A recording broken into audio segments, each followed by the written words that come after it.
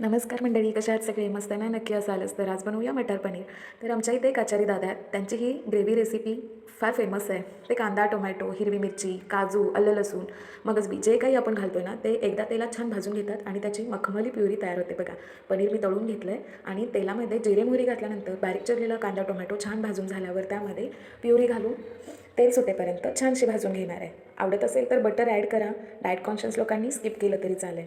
आणि त्यानंतर मग काय, मी बाउलमध्ये आहे ना मस्तपैकी सगळे मसाले दुधात किंवा साईमध्ये छान मिक्स करून घेते. लाल तिखट, हिंग, हळद आणि आवडीनुसार मसाले, मग मटार पनीर मसाला वगैरे सर्व जे काही घालतो ते छान मिक्स करून दुधामध्ये किंवा साईमध्ये ते घालायचं आणि पुन्हा तेल सुटेपर्यंत भाजायचं. काय, मटार घालायचे, मीठ घालायचं, पाणी घालायचं आणि छानसे मटार शिजवून घ्यायचे. फ्रेश मटार आहेत ना म्हणून.